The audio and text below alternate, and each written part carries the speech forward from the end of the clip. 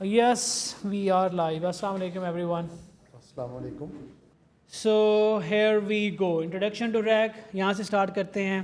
Doctor साहब आप बिस्मिल्लाह करें और मैं आपको साथ साथ असेंशली आप लोग चैट जीपीटी यूज़ करते हैं, प्रॉम्प्ट इंजीनियरिंग यूज़ करते हैं, लेकिन आप इसके लिए डिपेंडेंट हैं किसी वेब इंटरफेस के। उस पर जाके लिखेंगे तो मॉडल से बात करेंगे ना।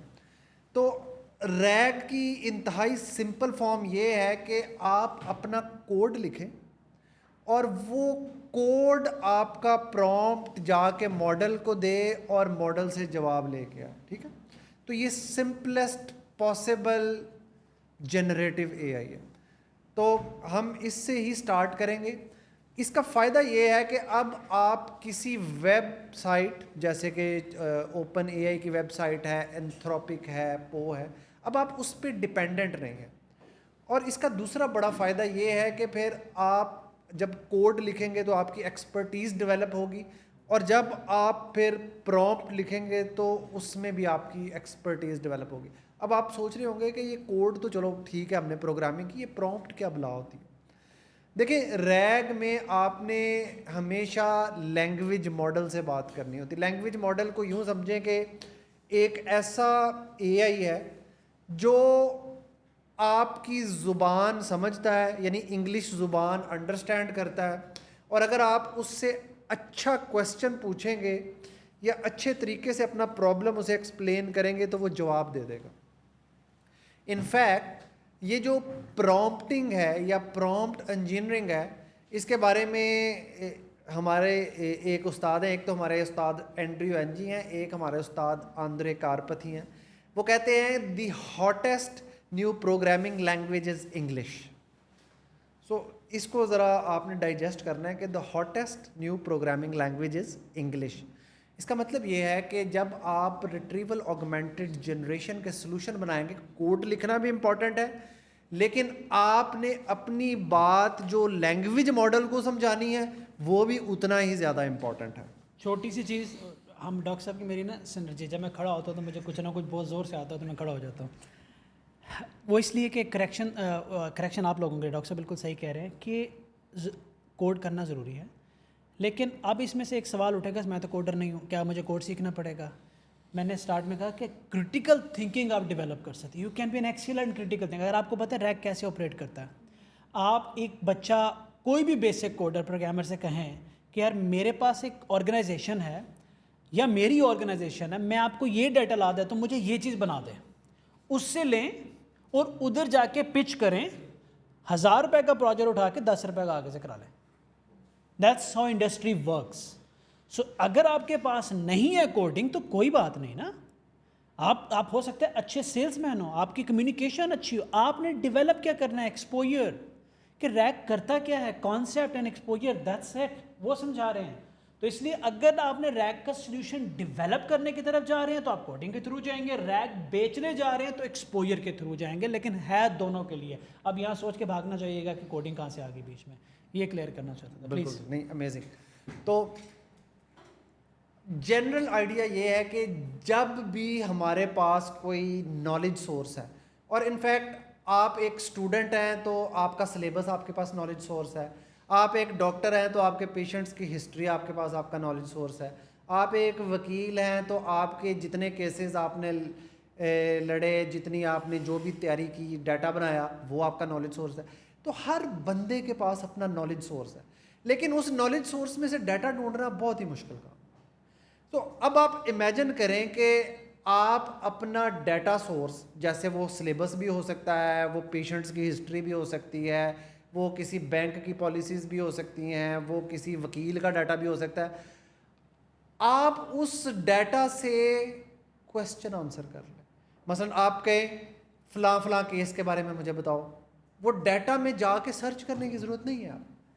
वो डाटा जो है उसमें से ये रैग सॉल्यूशन जाएगा, रेलेवेंट जवाब ला के आपको नेचुरल लैंग्वेज में डिस्प्ले कर देगा।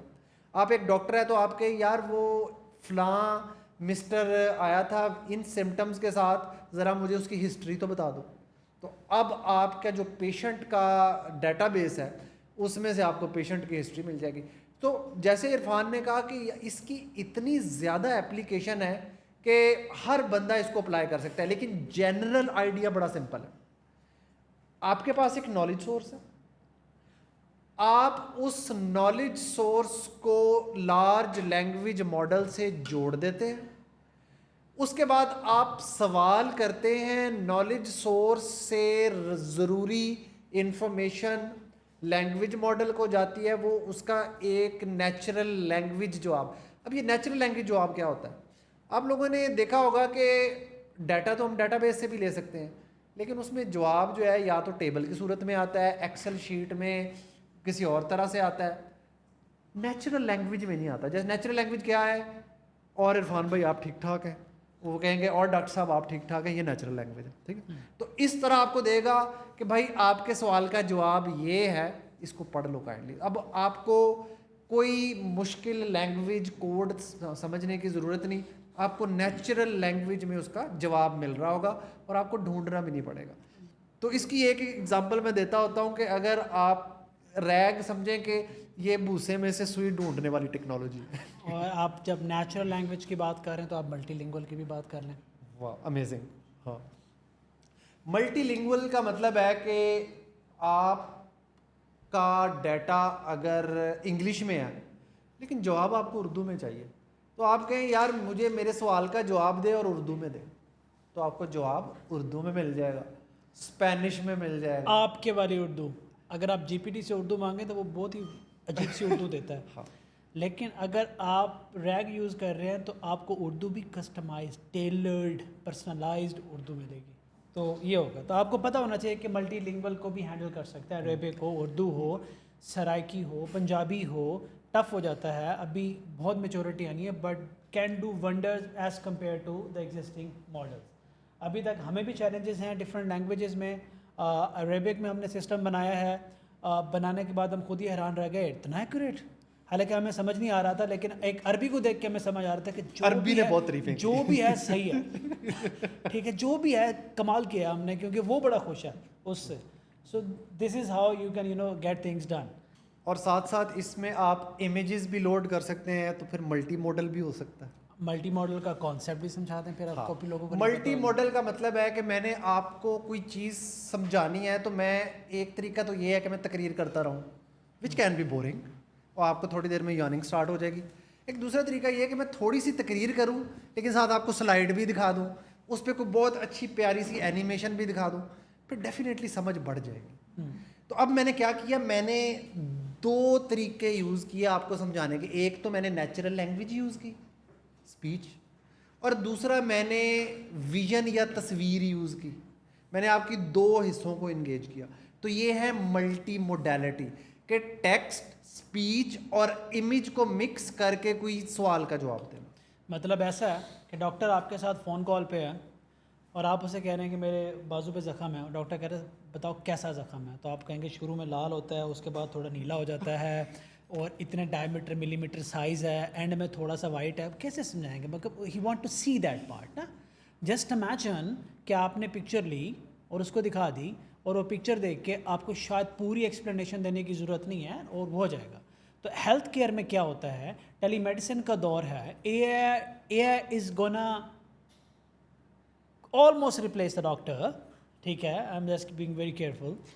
तो अब जब डॉक्टर से आप सवाल करते हैं, हमने सिस्टम बनाया हो कि डॉक्टर आपको बताएगा, लेकिन साथ में आप पिक्चर अपलोड करेंगे तो सिस्टम पिक्चर के ऊपर, पिक्चर को पढ़ के उसके ऊपर से डिजीज़ या ट्यूमर या whatever we want to try, उसको पिक करके उसके बारे में कन्वर्सेशन स्टार्ट कर देगा। And you won't have to say a word, एक लफ्ज़ भी बोलने की ज़रूरत नहीं है। तो कभी आपको लगे कि कोई ऐसी ऑर्गेनाइजेशन है जिनके अंदर ये वाली प्रोसेसिंग ज़्यादा, तो उनको भी जाके कहेंगे अच्छा आप इसको इस तरह से कर लो, वो कहेंगे हाँ करवा दो, तो फिर हम जैसे लोग हैं, ये बच्चे सारे हैं, आप हो जाएगा वो। सो मल्टी मोडालिटी का मतलब इस तरह से, इसको भी माइंड में रखिएगा, इट्स वेरी स्ट्रॉन्ग पार्ट। अच्छा, अभी तक जितनी चीज़ें आप लोगों के सामने डिस्कस हुई हैं उसको थोड़ा सा रिलेट कर लेते हैं। जो फ्लो, जिस फ्लो के अंदर हम लोग अभी सीक्वेंस में लेके चल रहे हैं चीज़ों को, टेक्निकली हम जो एग्जीक्यूशन कर रहे हैं विद इन कोड, तो रैग सिस्टम के अंदर जैसे आप लोगों को एक चीज़ बताई, वो ये है कि आपके पास आप नॉलेज को लोकलाइज कर सकते हैं विद एक्सटर्नल और कस्टम नॉलेज बेस के, जो आप अपनी मर्ज़ी का कोई भी डाटा जिसके ऊपर LLM ऑलरेडी ट्रेंड नहीं है उसको आप सिस्टम का पार्ट बना सकते हैं और उसके ऊपर उसको सिस्टम बना के तो उसको यूज़ कर सकते हैं, और उसकी यूज़ केसेस मल्टीपल हैं जिस तरह पहले डिस्कशन हो चुकी है। तो उसके अंदर सबसे पहली चीज़ जो है वो ये कि आप लोगों ने डाटा जो है, कोई भी डाटा मल्टीपल फॉर्म में हो सकता है। वो फॉर्म्स हम लोगों ने लास्ट लेक्चर में डिस्कस किए हैं, लेकिन उसको ब्रीफली आप लोगों को दोबारा एक दफ़ा रिवाइज़ करवा देते हैं, बता देते हैं जो हमारी ऑडियंस न्यू है उनके लिए, कि हमारे पास मल्टीपल फॉर्मेट्स में डाटा आ सकता है। वो डॉक्स की फॉर्मेट हो सकती है, वो PDF फाइल्स हो सकती हैं, वो CSV फाइल्स हो सकती हैं, वो TXT फाइल्स हो सकती हैं, वो HTML कोई वेबसाइट का पेज हो सकता है, वो JSON फॉर्मेट हो सकता है। मल्टीपल फॉर्मेट्स हैं जिसकी हम आपको, ये जितनी बातें हम कर रहे हैं इसका सोर्स भी आपको प्रोवाइड कर दिया जाएगा, जहाँ से आप लोगों ने इस चीज़ को डिटेल इन डेप्थ में रीड करना है। तो इससे पहले वाला जो लेक्चर हमारा था, प्रीवियस लेक्चर था, उसके अंदर हमने इन डेप्थ इसके ऊपर डिस्कशन की कि किस तरीके से आपने अपने डाटा को LangChain का फ्रेमवर्क यूज़ करते हुए, LangChain बेसिकली हम लोग, हमारा एक मेन फोकस है अब कि हमने जितनी भी डेवलपमेंट करनी है रैग सिस्टम की, वो LangChain के फ्रेमवर्क के अंदर करनी है। और LangChain के बारे में थोड़ी सी आप लोगों को ये बता दें कि इस वक्त इंटरनेशनली जितना और पाकिस्तान के अंदर भी जितना काम LangChain के ऊपर हो रहा है वो 95% LangChain के अंदर डेवलपमेंट हो रही है।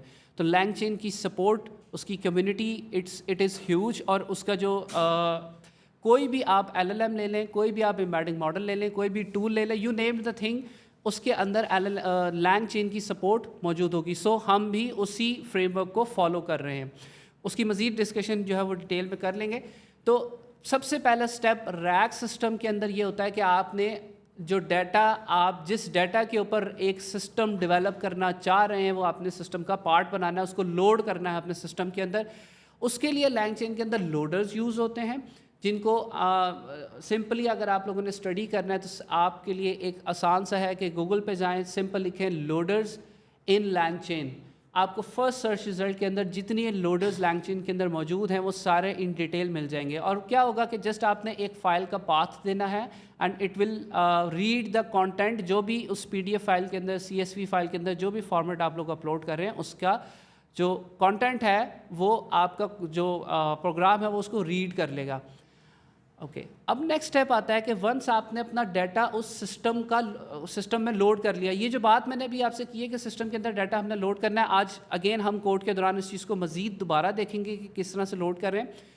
उससे नेक्स्ट स्टेप आता है, वंस आपने डाटा लोड कर लिया सिस्टम में, अब आपने उस डाटा को यूज़ कैसे करना है। तो उसका जो यूजेज है वो बहुत ज़्यादा इम्पॉर्टेंट है।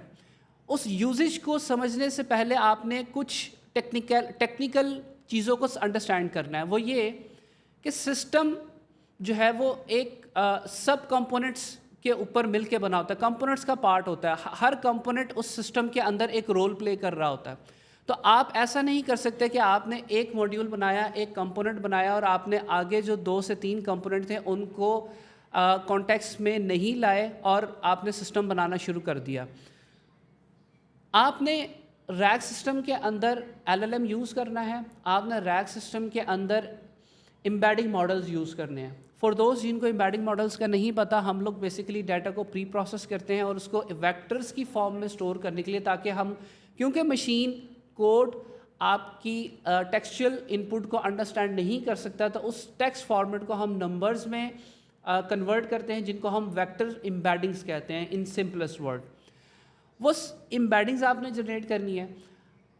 अच्छा, अब एम्बेडिंग जनरेट करनी है तो वो जो एम्बेडिंग जनरेट करने वाले मॉडल हैं, जो LLM हैं, उनकी सर्टेन लिमिटेशंस हैं, उनको आपने देखना है, उनको आपने ऑब्जर्व करना है कि मैं किस टाइप का सिस्टम बना रहा हूँ और उसके अंदर जो जो मैं चीज़ें यूज़ कर रहा हूँ उनकी क्या क्या लिमिटेशंस हैं और मेरा डाटा कैसा है।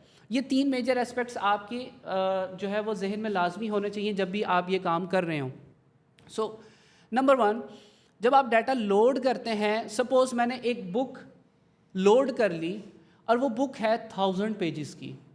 अब 1000 पेजेस का जो टेक्स्ट कंटेंट है वो मैं डायरेक्टली LLM को तो पास नहीं कर सकता बिल्कुल भी, ना मैं उसकी सपोज़ मेरे पास LLM भी नहीं है, मेरे पास एम्बेडिंग मॉडल भी नहीं है, मैंने इतने बड़े डाटा को प्री प्रोसेस करना है, तो is it feasible for me कि मैं 1000 पेजेस की बुक के कंटेंट को प्रोसेस करना स्टार्ट कर दूं बिना देखे या बिना उसको डिवाइड किए? तो हम लोगों ने अपनी डाटा की प्री प्रोसेसिंग को सिंपलर, ईजी फॉर्मेट में करने के लिए, मैनेजेबल करने के लिए उस टेक्स्ट को डिवाइड करते हैं। 1000 पेजेस की बुक है, आप क्या करते हैं कि उसको चंक वाइज डिवाइड कर सकते हैं सिंपलर पोर्शंस के अंदर। फॉर एग्जांपल आप एक चंक बना सकते हैं जो एक पेज पे मुश्तमिल हो, कि आपके 1000 पेजेस की बुक के 1000 चंक्स बन जाएं। इससे सिंपल मज़ीद ब्रेक डाउन करके आप ये कर सकते हैं कि हाफ पेज का एक चंक बना लें। अब इससे क्या फ़ायदा होगा? इससे फ़ायदा एक तो ये होगा कि आपकी इंफॉर्मेशन जो आपने इतनी ज़्यादा लोड कर दी है सिस्टम में, वो मैनेजेबल हो जाएगी। दूसरी चीज़ ये कि आपने आगे चल के जो एम्बेडिंग्स जनरेट करनी है, इस सवाल पे आएंगे कि क्यों करनी है, थोड़ा सा मैंने जवाब दे भी दिया है। तो एम्बेडिंग्स जो जनरेट करनी है, उन मॉडल्स की लिमिटेशंस हैं कि वो मॉडल एक सर्टेन लिमिट से ज़्यादा कंटेंट प्रोसेस नहीं कर सकते। तो आपने भी उस कंटेंट को उस जो मॉडल आप लोग एम्बेडिंग मॉडल यूज़ कर रहे हैं उसके अकॉर्डिंग मैनेज करना है। और जब आप LLM यूज़ करते हैं तो LLMs के अंदर भी कुछ सर्टेन लिमिटेशंस हैं कि LLM एक सर्टेन लिमिट से ज़्यादा लंबा कॉन्टेक्स्ट मेंटेन नहीं कर सकता और वो आपको गलत आंसर्स रिटर्न करना स्टार्ट कर देगा, गलत रिस्पॉन्सेस देना स्टार्ट कर देगा। तो इसके ऊपर कुछ आप ऐड करना चाहें? अच्छा, ये हारिस भाई ने बड़ी अच्छी बात की कि फॉर एग्जांपल जैसे हमने लास्ट लेक्चर के अंदर पढ़ा था कि हमने डॉक्यूमेंट, फॉर एग्जांपल हमने रैग के ऊपर जो हमारी सबसे पहली पाइपलाइन थी वो थी कि हमने अपने जो सोर्स है हमारा डाटा का, उसको हमने अपने LLM के साथ इंटीग्रेट करना है। तो उस जो सोर्स है उसको हमने सबसे पहले तो लोड कर लिया, और वो लोड लास्ट लेक्चर में किया था, लेकिन अभी हम उसको दोबारा भी रिवाइज़ करते हैं। अब उसके अंदर जाहिर सी बात है, जब हमने कोई डाटा सोर्स यूज़ किया है, अपना लोड किया है, तो हमने वो आगे लैंग चेन, जैसे लास्ट टाइम बताया कि लैंग चेन जो है वो एक ब्रिज है हमारे NLP टूल्स, NLP मॉडल्स के दरमियान और हमारे डाटा सोर्स के दरमियान। अब हमने वो डाटा सोर्स को अपने NLP मॉडल्स के से पास करना है। तो उन NLP मॉडल्स जो पास जिस NLP मॉडल्स या NLP टूल से हमने करना है, उनकी लिमिटेशंस हैं। फॉर एग्जांपल अब वो 5 पेजेस से ज़्यादा प्रोसेस नहीं कर सकते।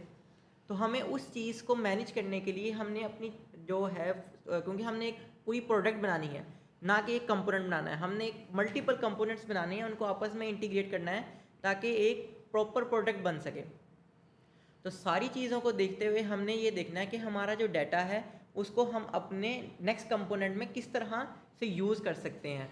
एक ये चीज़ हो गई। तो हमने उस चीज़ के लिए हमें डाटा को किसी चीज़ डाटा, फॉर एग्जांपल हमारा 1000 पेजेस थे, उसको हमें 5-5 पेजेस में तोड़ना पड़ेगा। और एक तो ये सिनेरियो हो सकता है कि हमारे जो NLP मॉडल्स हैं वो प्रोसेस नहीं कर सकते। दूसरी बात ये कि हमने रैग इसलिए बना रहे कि जो हमारा डाटा है LLM और जो हमारा रैग एप्लीकेशन है वो हमारे डाटा के ऊपर उसको जवाब दे।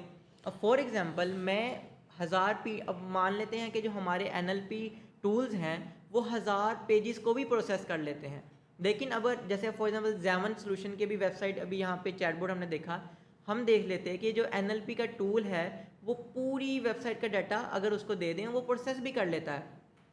लेकिन मेरा क्वेश्चन था हु इज़ इरफान मलिक। तो अब इरफान मलिक का डाटा तो एक छोटे से चंक में पड़ा हुआ है। अब जब मैंने क्यूरी की और जब वो डाटा मेरे पास आया तो वो तो मैंने ऐसे ही अपना इंजेस्ट कर दिया था अपने उसमें ड्रैग एप्लीकेशन बनाते हुए।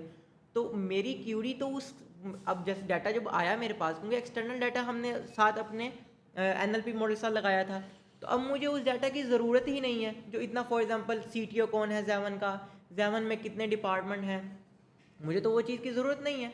मुझे तो सिर्फ ज़रूरत है कि इरफान मलिक कौन है। तो वो चीज़, इस चीज़ को भी मेक श्योर करने के लिए हम डाटा को तोड़ देते हैं, ताकि जब फ्यूचर में हम कोई क्यूरी करें या कोई ऐसी क्यूरी जो हमारे डाटा से रिलेटेड है तो सिर्फ वही उसी डाटा से बात हो जिस डाटा से रिलेटेड क्यूरी है, ना कि पूरे डाटा से बात शुरू हो जाए। तो इस चीज़ के लिए भी हम डाटा को स्प्लिट कर लेते हैं। अब जी क्वेश्चन रिपीट कर लेते हैं। क्वेश्चन ये आया है कि अगर हम एक टेक्स्ट चंक बनाते हैं तो उस टेक्स्ट चंक के अंदर एक से ज़्यादा कॉन्टेक्स्ट भी हो सकते हैं। फॉर एग्जांपल कि एक ही टेक्स्ट चंक के अंदर इरफान मलिक की भी इंफॉर्मेशन मौजूद है और कंपनी के CTOs एंड CEOs की भी इंफॉर्मेशन मौजूद है, तो बिल्कुल ऐसा हो सकता है। ये आपकी प्रॉब्लम की नेचर पे डिपेंड कर रहा होता है और डाटा पे डिपेंड कर रहा होता है। इस पे अभी हम इसी स्पेसिफिक क्वेश्चन के ऊपर डिटेल डिस्कशन करते हैं। अच्छा, आप लोगों ने, क्योंकि अब ये डाटा यहाँ तक बात तय हो गई कि हम लोगों ने डाटा को स्प्लिट करना है इनटू स्मॉलर चंक्स, क्योंकि हमने उसको मैनेज करना है, तो उसके लिए LangChain हमें प्रोवाइड करता है स्प्लिटर्स। स्प्लिटर्स के ऊपर प्रॉपर एक सेक्शन बना हुआ है इन LangChain। जस्ट आप सर्च करेंगे स्प्लिटर्स इन LangChain, फर्स्ट URL आपके पास आ जाएगा जिसके अंदर तमाम स्प्लिटर्स जो है वो इन डिटेल उनकी डॉक्यूमेंटेशन विद कोड मौजूद होगी। सवाल सबसे बड़ा ये आता है कि सर हमें कैसे पता चलेगा कि हमने टेक्स्ट का जो चंक है वो कितने साइज़ का रखना है और कैसे सोचना है कि हम इसका साइज़ कैसे डिफ़ाइन करते हैं। एक सिनेरियो ले लेते हैं, उसको डिस्कस करते हैं। सपोज़ मेरे पास एक ऐसा डॉक्यूमेंट है जिसके अंदर एक पेज के अंदर 3-3 पैराग्राफ्स हैं और हर पैराग्राफ दूसरे पिछले प्रीवियस पैराग्राफ से लिंक्ड है, कि उस पूरे पेज के अंदर जितनी डिस्कशन हो रही है वो तमाम की तमाम इंटरलिंक्ड है। यहाँ तक आपने जितनी हमने आपको कॉन्सेप्ट बताया है उस कॉन्सेप्ट पे आप लोगों ने अब स्टिक रहना है कि हम लोगों ने टेक्स्ट को स्प्लिट लोड करना है, हमने कंटेंट को स्प्लिट करना है। किस तरह से? LangChain हमें स्प्लिटर्स प्रोवाइड करता है, उसको हम डिटेल में देखते हैं। उसके बाद उसमें हमने चंक्स बनाने होते हैं और हमने ओवरलैप रखना होता है। ये बेसिक कॉन्सेप्ट है जो हम लोग देख रहे हैं। अब आपके पास जितने स्प्लिटर्स हैं उनकी टाइप मौजूद हैं, किस किस टाइप के स्प्लिटर्स हम LangChain में यूज़ कर सकते हैं। तो हसान भाई थोड़ी सी अब जो टाइप्स हैं वो हमें स्प्लिटर्स का बिल्कुल आइडिया हमें क्लियर हो गया कि हमने स्प्लिटर्स क्यों यूज़ करने हैं। अब वो किस तरह के हो सकते हैं ये अभी हम इसकी टाइप्स देखते हैं। फिर अभी हर्षवी एम्बेडिंग्स के बजाय हम स्प्लिटर्स की टाइप्स आने के बाद इनके डेमो की तरफ चल जाते हैं ताकि टाइम हम लोग टाइम और एम्बेडिंग हम एक प्रॉपर एक नेक्स्ट सेशन के अंदर वो चीज़ यूज़ पढ़ लेंगे। तो जो इसकी सिंपल टाइप्स हैं स्प्लिटर्स की, वो आप जैसे हर्षवी ने पहले कहा कि आप स्प्लिटर्स LangChain लिखेंगे तो आपको लिंक के ऊपर प्रॉपर एक डॉक्यूमेंटेशन मिल जाएगी कि हम LangChain जो है वो कौन कौन सी टाइप्स जो है स्प्लिटर्स की वो प्रोवाइड करता है। तो उसमें से जो कुछ टाइप्स हैं उसके अंदर एक रिकर्सिव स्प्लिटर है। रिकर्सिव स्प्लिटर अभी मैं इसकी जस्ट आपको ओवरव्यू दूंगा कि ये फॉर एग्जांपल कैसे वर्क करते हैं। अभी जब हम डेमो की तरफ जाएंगे तो वहाँ पे प्रॉपर हर स्प्लिटर को जब हम इम्प्लीमेंट करेंगे साथ वो चीज़ देखेंगे कि ये कैसे वर्क करते हैं बिहाइंड। तो रिकर्सिव स्प्लिटर ये है कि ये सिंपल टेक्स्ट लेगा, उसको ये स्प्लिट कर देगा रिकर्सिवली। वो रिकर्सिवली किस बेसिस पे करेगा वो अभी हम डेमो के अंदर देखते हैं। HTML स्प्लिटर है, HTML स्प्लिटर भी यही करेगा, वो HTML टैग्स की बेस पे स्प्लिट कर देगा। मार्कडाउन स्प्लिटर है, मार्कडाउन स्प्लिटर डिफरेंट मार्कडाउन की बेसिस पे टेक्स्ट को स्प्लिट कर देगा। कोड स्प्लिटर है, कोड स्प्लिटर फॉर एग्जांपल आपके पास पाइथन का कोड है, आपके पास C++ है, आपके पास असेंबली लैंग्वेज का कोड है, डिफरेंट लैंग्वेजेस का कोड है। उन डिफरेंट लैंग्वेजेस को जिस बेस पे आप स्प्लिट करना चाह रहे हैं वो उस पर स्प्लिट कर लेगा। टोकन स्प्लिटर है, टोकन फॉर एग्जांपल आप चाह रहे हैं कि इतने टोकन्स के बाद मेरा जो डाटा है वो स्प्लिट शुरू हो जाए, चंक्स बनने लग जाए, तो टोकन स्प्लिटर उस तरह आपका वर्क करेगा। करैक्टर स्प्लिटर है, कितने करैक्टर के बाद आपका डाटा स्प्लिट हो जाए वो हम करैक्टर स्प्लिटर यूज़ करेंगे।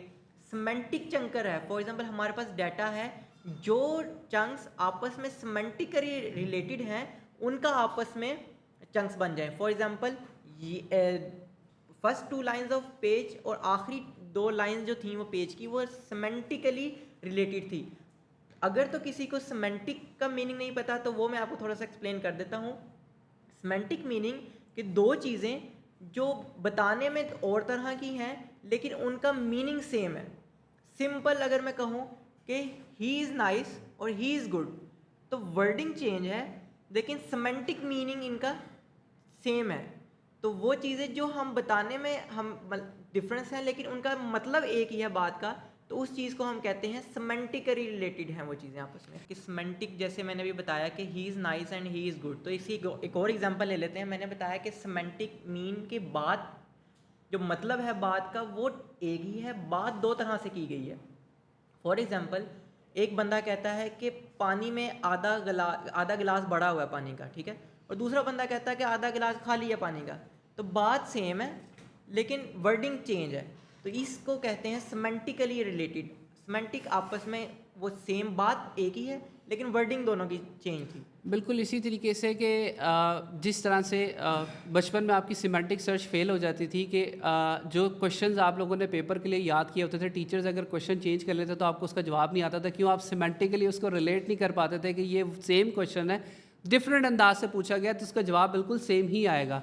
तो यहाँ पे भी सेम सिनेरियो है कि आपके पास सेम डाटा के ऊपर बिलियंस ऑफ पीपल हैं, बिलियंस ऑफ ब्रेन्स हैं, डिफरेंट तरह से सेम क्वेश्चन को पूछा जा सकता है। तो आपका सिस्टम शुड बी एनेबल्ड कि वो सिमेंटिकली मीनिंगफुली उसको अंडरस्टैंड कर सके कि ये किस डेटा के अंदर से किस एस्पेक्ट के हवाले से बात की जा रही है। अच्छा, इसको थोड़ा सा क्विकली लेके चलते हैं कि स्प्लिटर्स की जितनी इन्फॉर्मेशन है नोटबुक के अंदर हम लोगों ने ऐड कर दी है कि वो उसको आप रीड कर सकते हैं। ये डायग्राम आप लोगों को दिखानी ज़रूरी है इस वक्त कि हम लोग अभी किस स्टेज पे हैं। हम लोग अभी इंजेक्शन स्टेज पे हैं। लास्ट लेक्चर हम लोगों ने डॉक्यूमेंट लोडिंग पे किया था, अब हम चंक्स के ऊपर हैं। इससे नेक्स्ट होगी एम्बेडिंग्स की स्टेज और उससे नेक्स्ट होगी वेक्टर स्टोर की इंडेक्स, जिसको हम लोगों ने कहा है। तो हमारी एक इंजेक्शन पाइपलाइन देन कंप्लीट होगी और फिर हम लोग नेक्स्ट फेज़ के ऊपर जाएंगे। तो अब आप लोगों ने इस डायग्राम का जो ट्रैक है उसको फॉलो करते जाना। ठीक है जी। स्प्लिटर्स की टाइप हम ऑलरेडी आपको स्लाइड्स में मेंशन कर चुके हैं, नोटबुक में भी ऐड की हुई है depending upon the type of data. So Hasan भाई बिस्मिल्लाह करें। तो लास्ट टाइम की तरह अभी के लिए हमें ओपन एआई नहीं चाहिए, लैंगचेन, क्योंकि हम जो भी चीज़ यूज़ करेंगे वो हम लैंगचेन, जैसे बात की कि आप जो भी हम रैक के अंदर इम्प्लीमेंट करेंगे वो हम लैंगचेन के अंदर रहते हुए करेंगे। तो हम सबसे पहले इसको इंस्टॉल कर लेते हैं, क्योंकि जो भी चीज़ आपने कोई फ्रेमवर्क यूज़ करना होगा तो आपको उसकी लाइब्रेरीज़ यूज़ करनी पड़ती हैं। तो हम लैंगचेन यूज़ करना है, लैंगचेन की लाइब्रेरीज़ यूज़ करनी है, तो हमें लैंगचेन को पहले इंस्टॉल करना पड़ेगा अपने सिस्टम के अंदर।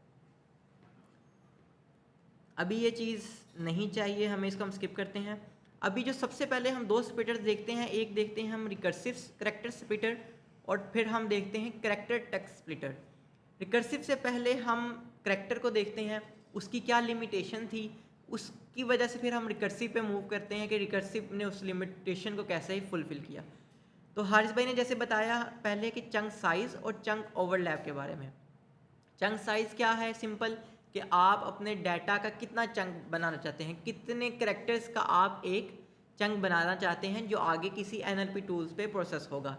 चंक ओवरलैप का उन्होंने बताया कि अगर तो आपका डाटा जो पिछले पैराग्राफ से लिंक कर रहा है तो हमें उसको मीनिंगफुल बनाने के लिए नेक्स्ट पैराग्राफ को पिछले पैराग्राफ का कुछ डाटा अगले पैराग्राफ के साथ हमें प्रोसेस करना पड़ता है ताकि मीनिंगफुल रहे डाटा हमारा। अच्छा हसान भाई, यहाँ पे आपने लिखा हुआ है 26 और 4, तो ये 26 क्या रिप्रेजेंट कर रहा है? 26 जो है वो होंगे हमारे कैरेक्टर्स। फॉर एग्जांपल आपका डाटा आपने लोड किया, जो आपकी स्पेस होगी वो भी आपकी कैरेक्टर काउंट होगी। तो 26 जो है वो जैसे ही 26 कैरेक्टर्स पूरे होंगे इंक्लूडिंग स्पेस, तो वहाँ पे वो आपका चंक साइज कंप्लीट हो जाएगा। रिकर्सिव को मैं बाद में एक्सप्लेन करता हूँ, पहले मैं टेक्स्ट स्प्लिटर के कैरेक्टर टेक्स्ट स्प्लिटर के ऊपर जाता हूँ। इसके अंदर हमारे पास 3 पैरामीटर्स हैं, एक है चंक साइज, एक है चंक ओवरलैप। अगर तो आप इस क्लास के अंदर जाके देखेंगे तो आपको जो बाय डिफ़ॉल्ट सेपरेटर मिलेगा वो मिलेगा पैराग्राफ का, जो मैंने अभी यहाँ पे कमेंट किया हुआ है। ये कैसे वर्क करता है? इसको चंक साइज दिया हमने, चंक ओवरलैप दिया, सेपरेटर अभी नहीं पास किया, सेपरेटर बाय डिफ़ॉल्ट उसने क्या ले लिया? पैराग्राफ। अब वो क्या देखेगा characters text splitter? Chunk size complete हुआ, चंक ओवरलैप उसने देखा कि अच्छा मैंने इतना ओवरलैप रखना था, फिर वो देखेगा कि क्या यहाँ, क्योंकि अभी तो हमने उसको नहीं बताया कि क्या सेपरेटर होना चाहिए, तो वो तो बाय डिफ़ॉल्ट सेपरेटर यूज़ करेगा जो कि है पैराग्राफ। तो क्या वो देखेगा कि 26 जो करैक्टर की लेंथ मुझे बताई थी एक चंक बनाने के लिए, क्या वहाँ पे पैराग्राफ है? अगर तो उसको पैराग्राफ मिलेगा उस एग्जैक्ट लेंथ पे जो हमने डिफ़ाइन की थी जो कि हमारी चंक साइज़ है, अगर तो वहाँ पे उसको सेपरेटर मिलेगा, फॉर एग्जांपल अभी सेपरेटर जो बाय डिफ़ॉल्ट है वो पैराग्राफ है, अगर तो उसको वहाँ पैराग्राफ मिलेगा तो वो वहाँ पे उसको स्प्लिट कर देगा, नहीं तो फिर वो उस लेंथ को इंक्रीज़ करता जाएगा अनटिल जब तक उसको पैराग्राफ नहीं मिल जाता। जैसे ही पैराग्राफ ब्रेक हो रहा होगा वहाँ पे फिर वो उस चीज़ को ब्रेक करके हमारा एक चंक बना देगा। इसके अंदर मसला ये आया कि हमने तो चंक साइज जो था वो 26 बताया था उसको, अब वहाँ पे तो हमें मिला ही नहीं वो पैराग्राफ, वो चंक साइज फॉर एग्जाम्पल बढ़ते बढ़ते बढ़ते वो 50 पे हो गया, और 50 हमारे किसी NLP मॉडल की हार्ड लिमिट थी, ठीक है, तो हमारा तो डाटा प्रोसेस ही नहीं होगा उस तरह। तो उस चीज़ को ओवरकम करने के लिए हमारे पास आया रिकर्सिव करैक्टर टेक्स्ट स्प्लिटर। ये क्या करता है, सेम वैसे ही वर्क करता है, चंक साइज जैसे ही कंप्लीट होता है। अब यहाँ पे जो पैरामीटर है करैक्टर टेक्स्ट स्प्लिटर में वो हम एक पास कर सकते हैं, रिकर्सिव के अंदर हम लिस्ट पास कर सकते हैं। उसका ये फ़ायदा हुआ कि जैसे ही चंक साइज कंप्लीट होगा वो देखेगा सबसे पहले लिस्ट के पहले इंडेक्स पे क्या ये चीज़ फुलफिल हो रही है यहाँ पे।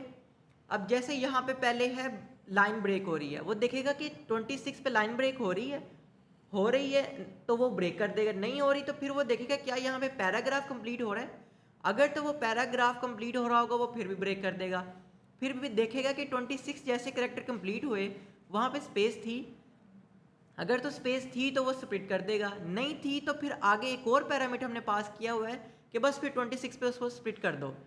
तो ये चीज़ रिकर्सिव करैक्टर टेक्स्ट स्प्लिटर ने हमारी फुलफिल की कि जो हमने उसको हार्ड लिमिट चंक साइज की बताई हुई थी वो उसने उसी चंक साइज के अंदर हमारे डाटा को स्प्लिट किया। देखें, इसको अगर सिंपलेस्ट फॉर्म के अंदर, अगर आसान तरीन अल्फाज के अंदर दोबारा अगर इसको रिवाइज़ करें तो कॉन्सेप्ट सिंपल ये है कि आपने अपनी प्रॉब्लम के अकॉर्डिंग टेक्स्ट स्प्लिटर्स यूज़ करने हैं। सबसे बेसिक टेक्स्ट स्प्लिटर जो है वो करैक्टर टेक्स्ट स्प्लिटर है कि करैक्टर्स की बेसिस के ऊपर आप स्प्लिटिंग करना स्टार्ट कर दें। सबसे पहली ऑप्शन ये है कि आप उसके करैक्टर्स की लिमिट डिफ़ाइन कर दें, जिसको हम चंक साइज़ कह रहे हैं कि मैंने 50 लिख दिया है चंक साइज़, विच मीन्स कि आफ्टर 50 करैक्टर्स वो ब्रेक कर देगा और नेक्स्ट चंक बनाना स्टार्ट कर देगा। उसमें ओवरलैप की ऑप्शन आ गई टू ओवरकम कि हमारे पास जो इशू आता है इंफॉर्मेशन से रिलेटेड।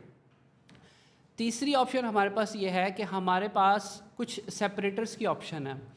अब सेपरेटर्स की ऑप्शन को आप इस तरह से समझ लें कि हमारे पास लेट सपोज़ हमने किसी बुक की ट्रांसलेशन को एम्बेड करना है, अपने सिस्टम के अंदर ऐड करना है।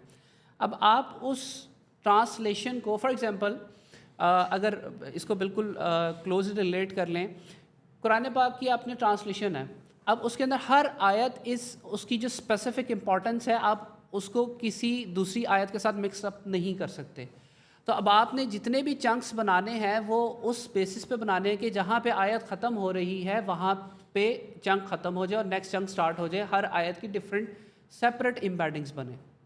तो अब उसके लिए आपके पास ये हो सकता है कि जब आपके पास इंग्लिश में जो उसकी ट्रांसलेशन आ रही है या अरबिक में आ रही है, उसके पास सर्टेन करैक्टर्स हो सकते हैं, वो कॉमा हो सकता है, वो फुल स्टॉप हो सकता है, वो अपोस्ट्रॉफी हो सकती है, या वो कोई स्पेसिफिक अल्फ़ान्यूमेरिक करैक्टर हो सकता है जो कि आयत की एंडिंग को रिप्रेजेंट कर रहा हो सकता है, जो कि आप इस लिस्ट में पास कर सकते हैं और उसकी बेसिस के ऊपर वो उसको ब्रेक करता जाएगा।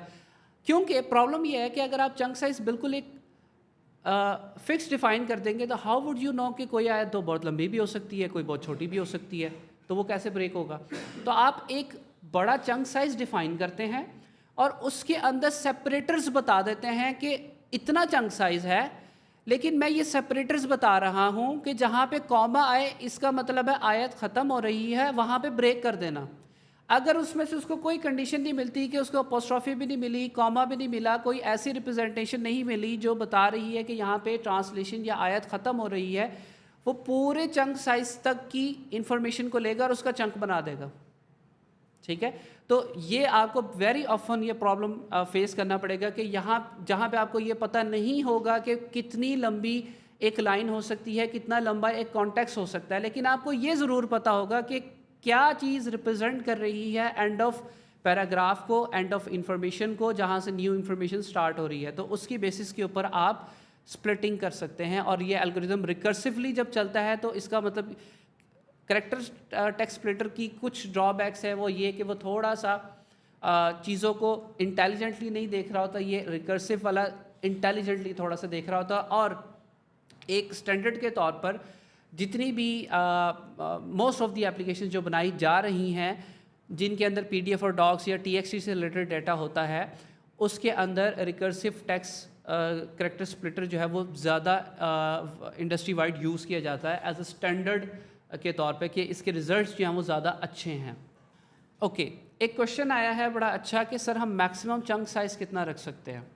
तो देखें, हम चंक साइज़ मैक्सिमम हमारा डिपेंड करता है कि इससे नेक्स्ट हमने जिस मॉड्यूल को इनपुट देनी है वो कितनी मैक्सिमम इनपुट ले सकता है। इससे नेक्स्ट पार्ट है एम्बेडिंग मॉडल। अब आपके सिनेरियो पर डिपेंड कर रहा होता है आप कौन सा एम्बेडिंग मॉडल यूज़ कर रहे हैं। आपके पास मल्टीपल हगिंग फेस के ओपन सोर्स एम्बेडिंग मॉडल्स मौजूद हैं।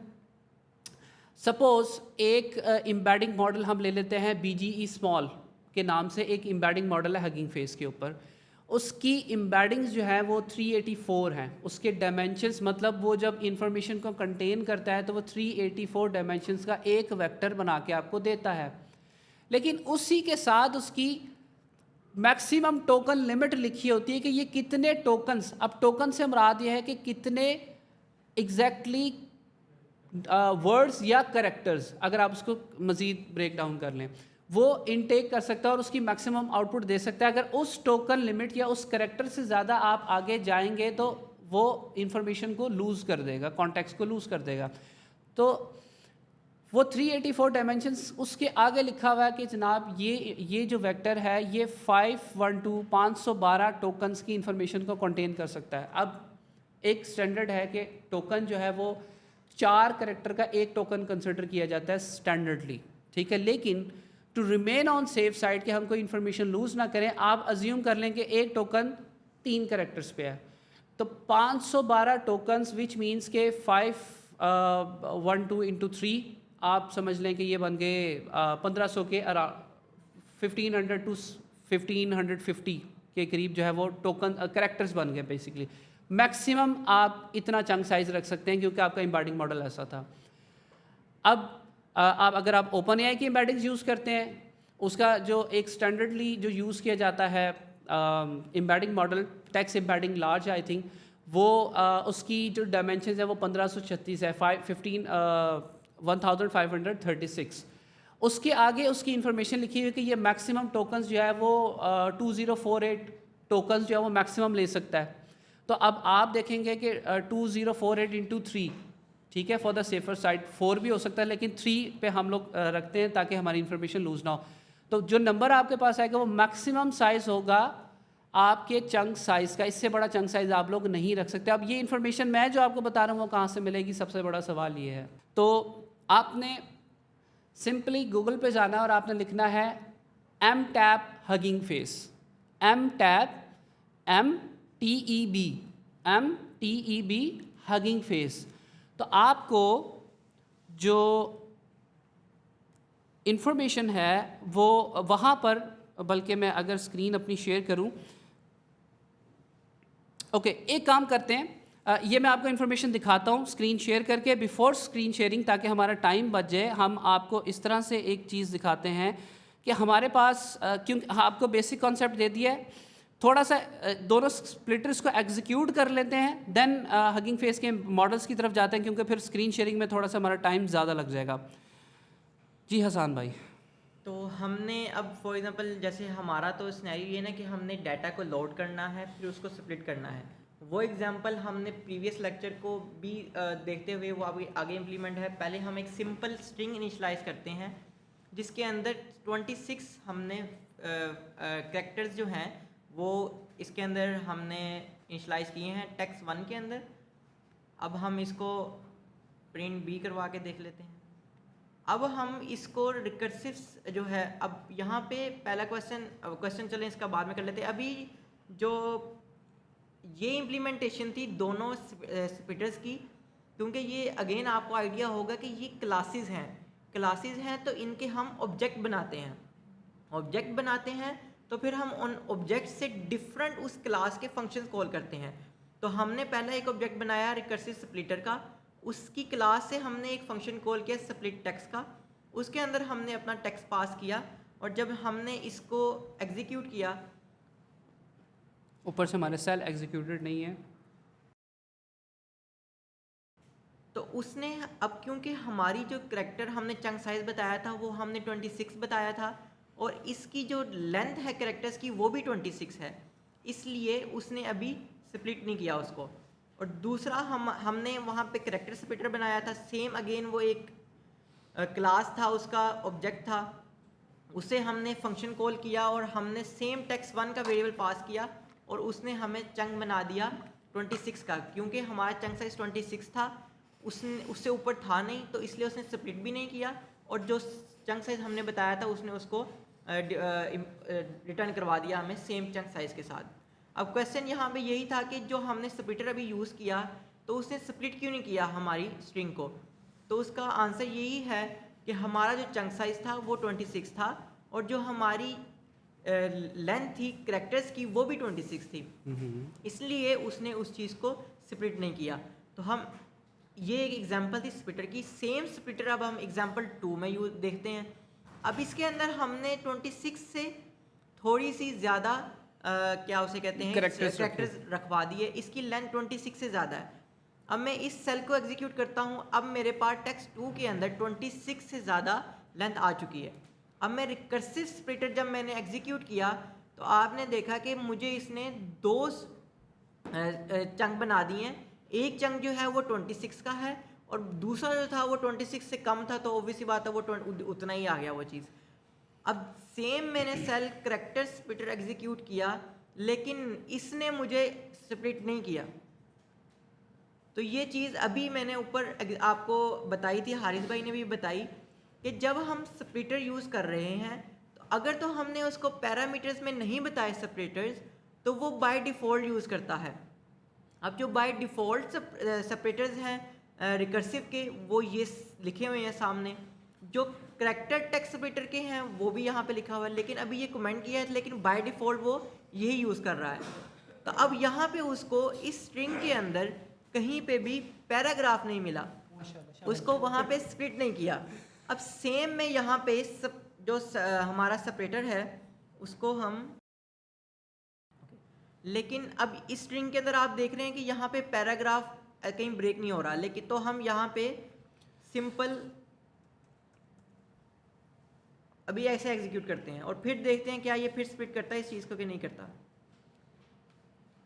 तो अब जब मैंने एग्जीक्यूट किया इस सेल को तो उसने मुझे 2 चंक में डिवाइड कर दिया। एक चंक जो मैंने 26 कैरेक्टर्स का ऊपर डिफाइन किया था और दूसरा जो बकाया जो बाकी उस जो टेक्स्ट था हमारा एक्चुअल उसमें जो चीज़ बच गई थी।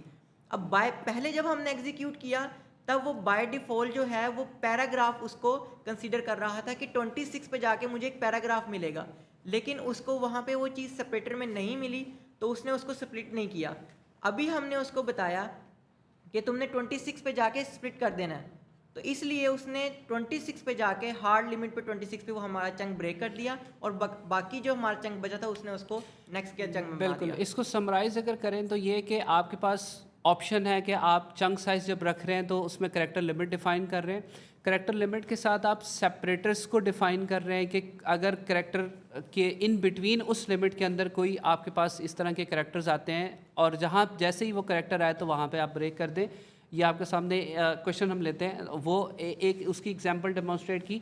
अच्छा, सिंपली अभी बहुत बेसिक स्ट्रिंग रखने का पर्पस ये है कि यहाँ पे एक बहुत ज़्यादा कॉन्सेप्चुअल एक प्रॉब्लम आती है, वो ये कि ये करैक्टर टेक्स्ट स्प्लिटर्स आप लोगों को इसके साथ बड़े अच्छे से एक्सपेरिमेंटेशन करके ना प्रैक्टिस करनी पड़ती है कि ये किस तरह से करैक्टर्स पे काम कर रहा है। क्योंकि अभी जब हम आपको बता रहे हैं ना तो इसमें आपको थोड़ी बहुत कन्फ्यूजन रहेगी कि ये एक्चुअली कभी किसी कंडीशन को फॉलो करता है, कभी दूसरी कंडीशन को फॉलो करता है। तो ये आप लोगों की प्रैक्टिस का पार्ट जब तक नहीं बनेगा तो तब तक आपको उसकी क्लियर अंडरस्टैंडिंग नहीं हो सकती, चाहे हम इसको जितना मर्जी बताएं। तो इसको प्रैक्टिस में लेके आएँ और तभी इसके ऊपर आप लोगों की ग्रिप बन सकती है।